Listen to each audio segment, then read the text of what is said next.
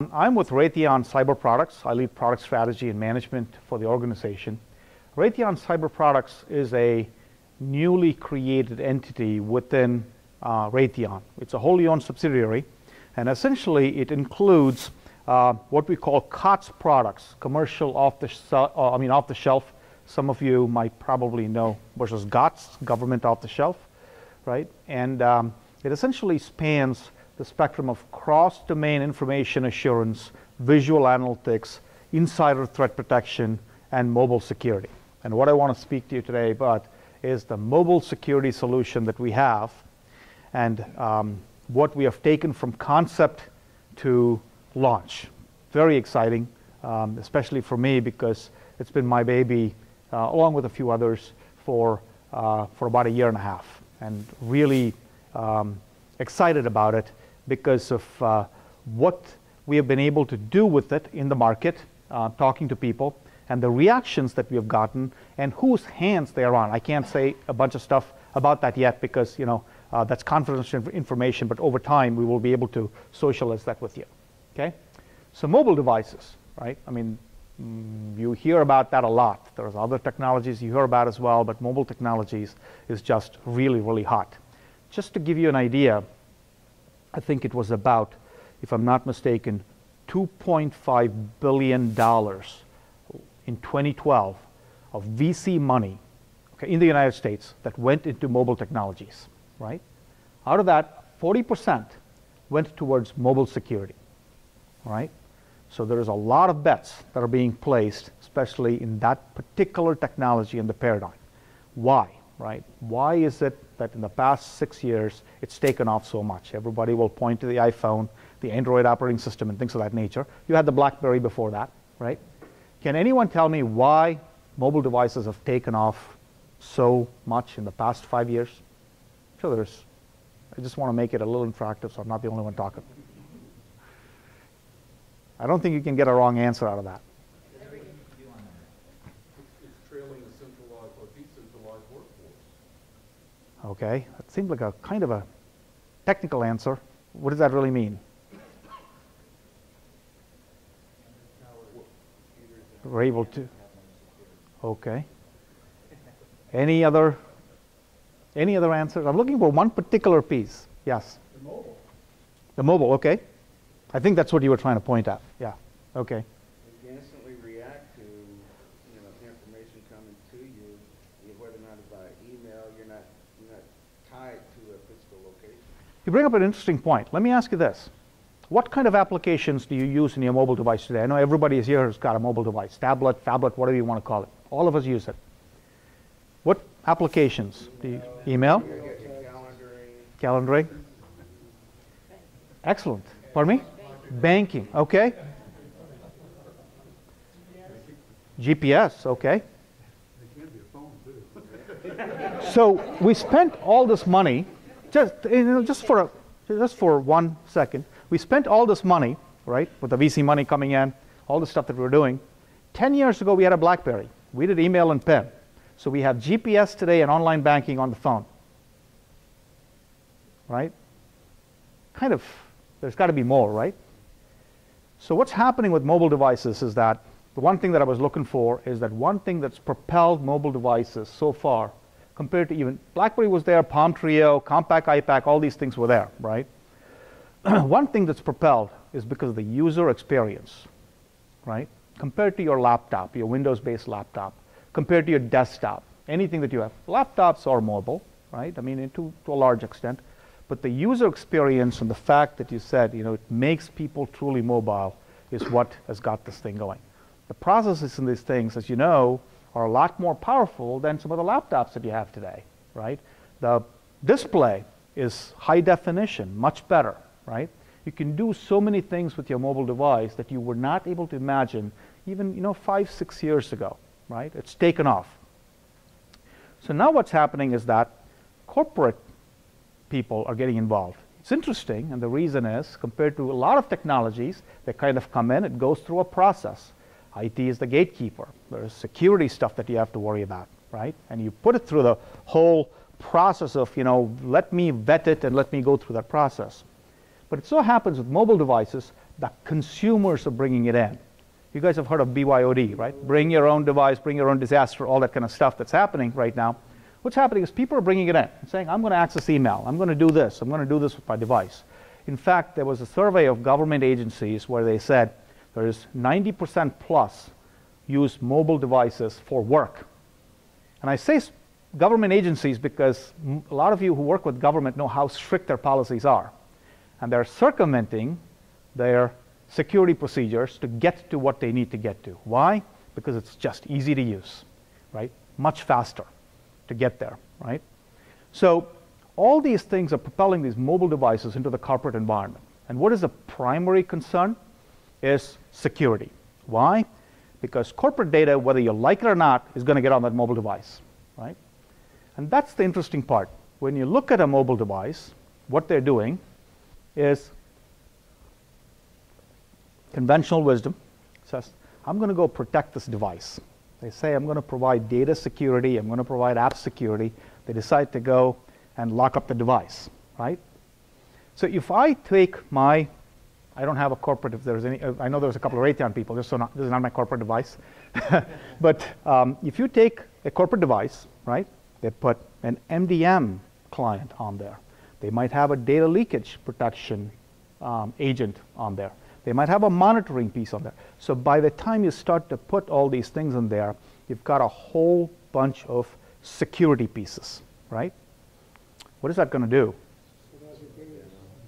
Pardon me? Slows down the games. Well, let's assume it's a corporate device and you're using it for corporate purposes. Hopefully you're not doing games on that stuff. That is true.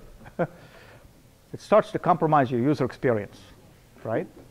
You bring a device and say, this is my device, I'm using it for whatever because it's great to use. Now I've got all these technologies that are going in there to protect it.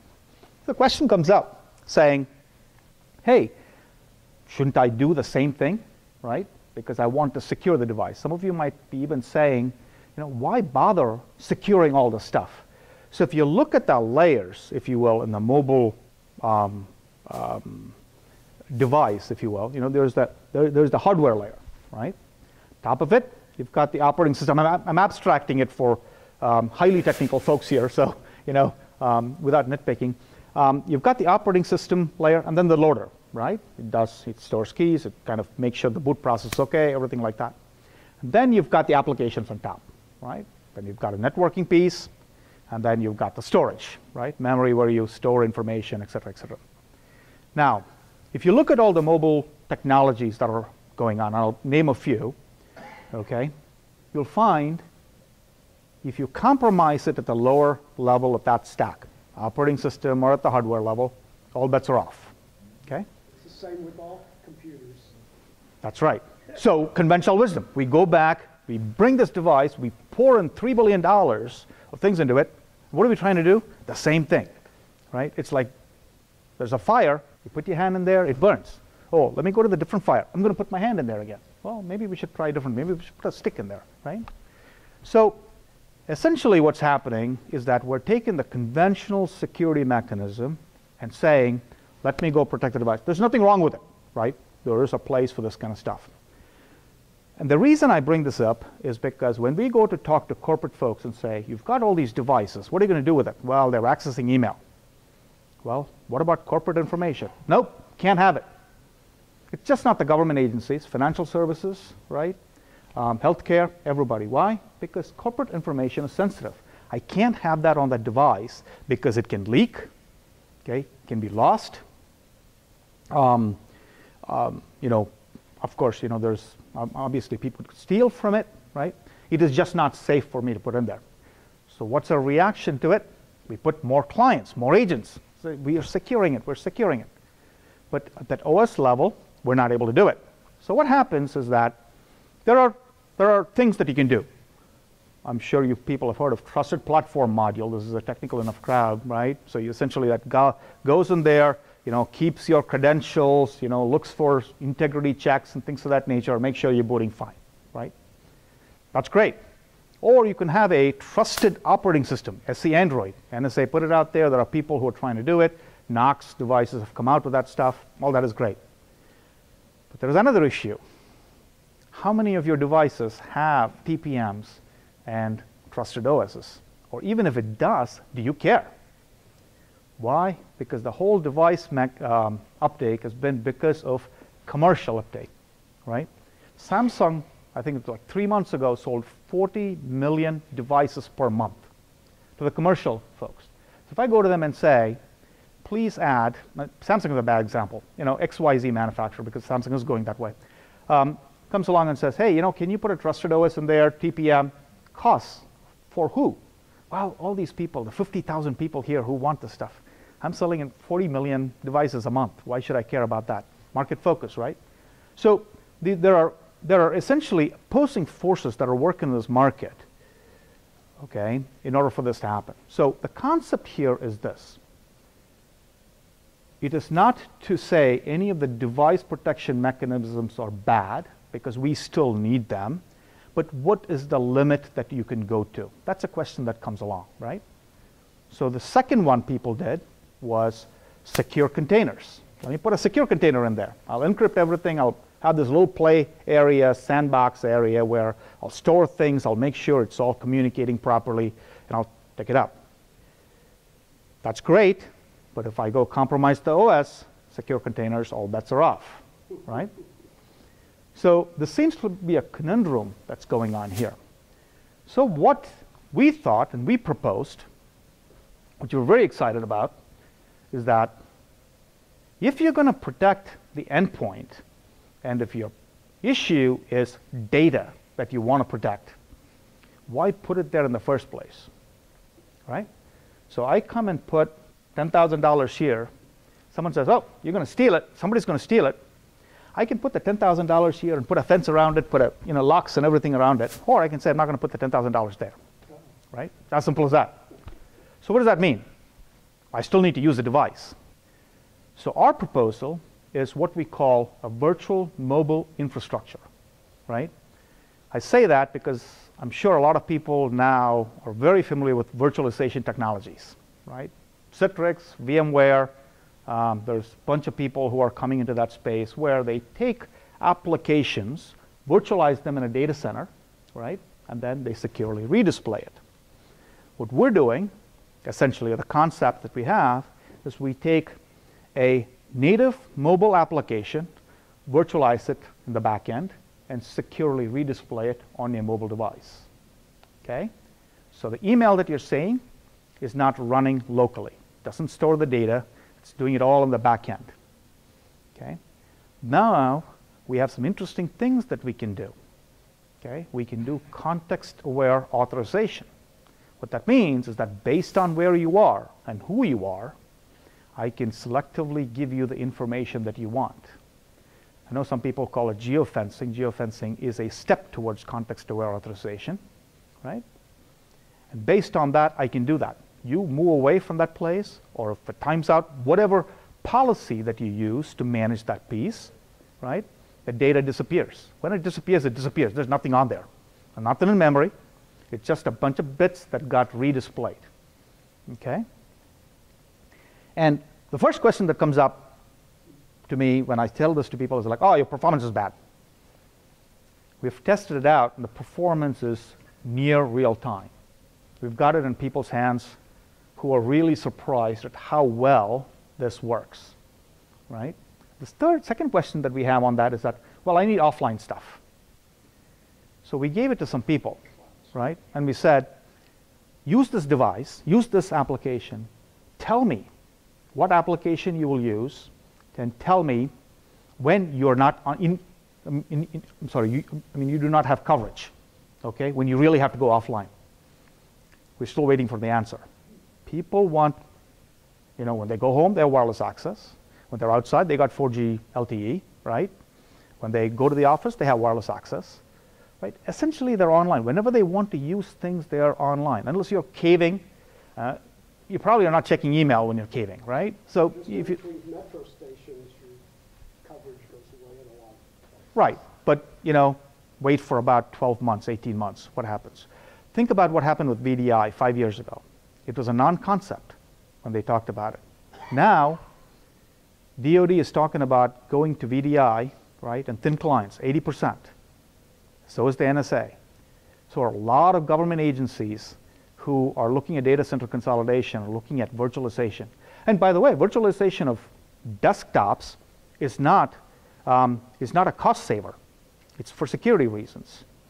Okay? If you really look at all the computing things, I mean, I know the vendors come along and say it's all cost savings and stuff, but if you put the numbers together, it's pretty much the same. Okay? Than owning the desktop. So, which brings an interesting point, and that is, what's the yes, please. You made a comment. You just made that comment, but are you taking into consideration when you have the virtual terminals the ability to combine different networks also? Explain that, please. What I'm saying is, instead of having 14 different networks underneath your table, when you have the virtual terminals, you combine them so you only have one cable, one box there. So it's more than just saving the terminal itself. Exactly. Cross-domain information assurance is what we specialize in. Multiple enclaves, right? We pull the whole thing together. That gets into this as well. So, yeah, but when you make that comment that they're not saving money with the virtual terminals, you also have to take into consideration the collapse in the networks, too. In some areas, yes. I don't know where they are with collapsing networks. From what I understand, in that... The statement you made before is incorrect. Okay. Which part was incorrect? That you're saying that virtual terminals are not going to save any money. So, based on some studies, okay, economic impact studies that have been done, if you look at having a physical desktop with your operating system and your basic productivity applications, right, when you virtualize that and have it as a VDI and redisplay it, the costs associated with it are comparable to the physical one. Now, server consolidation and server virtualization has been shown or proven from a total cost of ownership to have a reduced one than having physical servers. That's what I'm referring to. Okay? In some situations, you got to also take into consideration collapsing in the networks too. And right. So when you collapse networks, let's assume I have 3 networks, and if I have 3 physical desktops going after it, then the question would be, when I collapse the networks, do I have to maintain 3 physical network connections to 3 virtual desktops? Then I can tell you that prices are going to be comparable. Okay? But if you say, I'm going to collapse 3 net... Yeah, we're going off the tangent. Sorry. Okay. No, but I'd love to discuss that with you because that is definitely one of the core things that we look at. But that said, the difference I wanted to point out was that from a VDI perspective, which is virtual desktop infrastructure, versus what we do, which is VMI, the desktop applications, essentially, which are Windows optimized for keyboard and mouse, right? They get redisplayed onto a mobile device. There are app wrapping, technologies and optimization technologies people use to kind of redisplay it onto a mobile device, right? Some studies have shown that they're not necessarily optimal if they are highly, dependent upon keyboard and mouse type, input parameters there. The VMI case, the difference is that it's a native mobile app that is being redisplayed from the back. Number one. Number two, advantage of that is that we don't have to put too many clients and agents and lock down the device. Unless you have extremely bad network coverage, right? You're able to redisplay this piece. The user experience on the device is preserved. Okay, because it's pretty much the same. There's no additional agent technologies that essentially go into it. The third thing is that, as a lot of you might know, iOS is kind of notorious for being very closed. It's not like the Android system where you have multiple people who can develop things, right? The Apple just says, no, we are doing it our way, kind of a thing. It's very, very, common knowledge.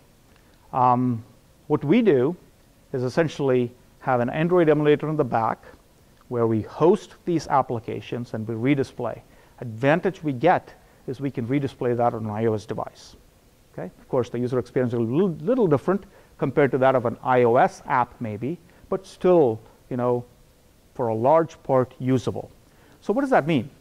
That means that when I develop this native mobile app, I'm developing it only once. I do not have to develop it for iOS and for Android. I develop it once, right? Unless I want to, of course, and then I can just redisplay it on 2 different devices. Half the cost, right? Why is that important? Because what people are finding is that they took legacy apps, whatever apps that they had, and said, applications, and said, I'm going to just optimize it for a mobile device and redisplay it, right? And when we talked to some of the agencies who tried to do it, their users came back and said, not working for me, right? Because it's difficult to use, it's not what I expected.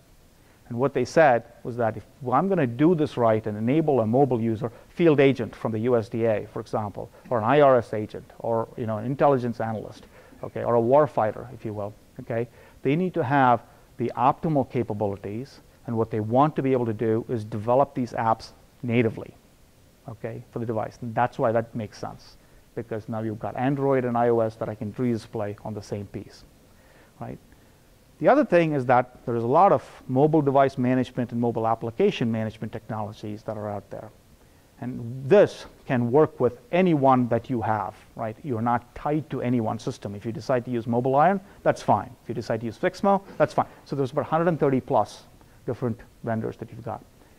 The point of this is being, it's not to say, hey, you don't need any of those device-centric technologies. In many cases, you do. In some cases, the technologies that we're promoting probably will not make any sense. Maybe if you've got company email, in many cases, you're fine with maybe a secure container type environment, right?